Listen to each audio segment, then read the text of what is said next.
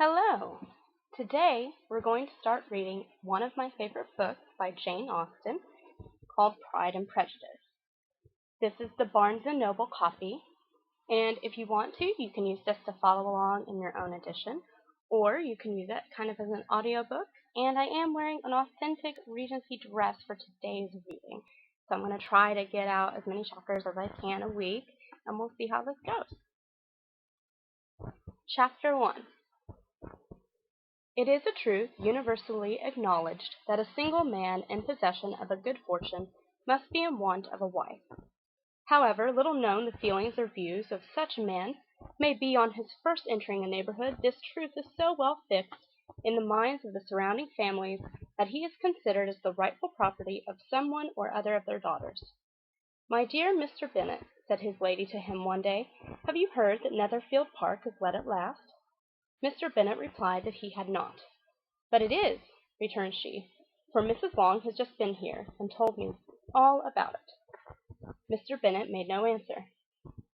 "Do not you want to know who has taken it?" cried his wife impatiently. "You want to tell me, and I have no objection to hearing it." This was invitation enough.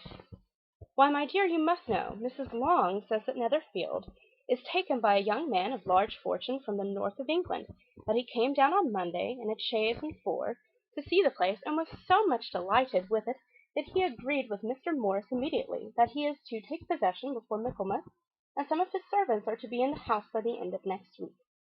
"What is his name?" "Bingley." "Is he married or single?" "Oh, single, my dear, to be sure. A single man of large fortune, 4,000 or 5,000 a year. What a fine thing for our girls!" "How so? How can it affect them?" "My dear Mr. Bennet," replied his wife, "how can you be so tiresome? You must know that I am thinking of his marrying one of them." "Is that his design in settling here?"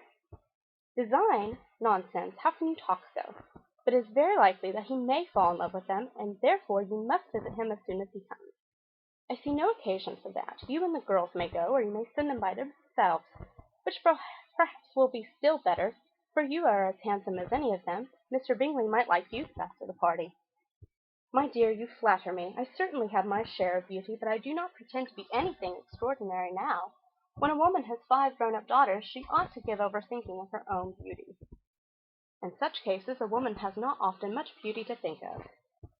"But, my dear, you must indeed go and see Mr. Bingley when he comes into the neighborhood. It is more than I engage for, I assure you." "But consider your daughters. Only think what an establishment it would be for one of them.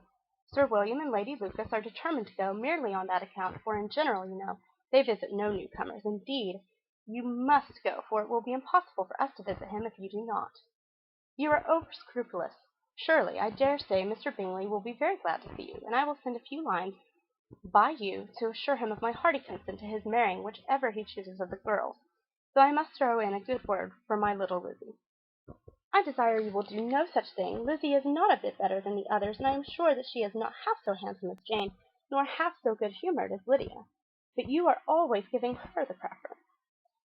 "They have none of them much to recommend them," replied he. "They are all silly and ignorant like other girls, but Lizzie has something more of quickness than her sisters." "Mr. Bennet, how can you abuse your own children in such a way?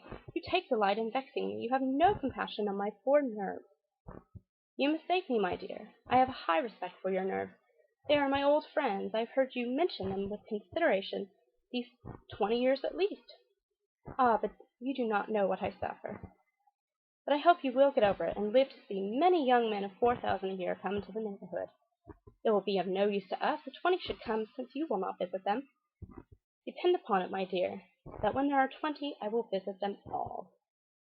Mr. Bennet was so odd a mixture of quick parts, sarcastic humor, reserve, and caprice, that the experience of 23 years had been insufficient to make his wife understand his character. Her mind was less difficult to develop. She was a woman of mean understanding, little information, and uncertain temper. When she was discontented, she fancied herself nervous. The business of her life was to get her daughters married. Its solace was visiting and news. And that concludes Chapter 1. I hope you enjoyed this reading, and we'll continue as soon as I can get another video uploaded. Thank you!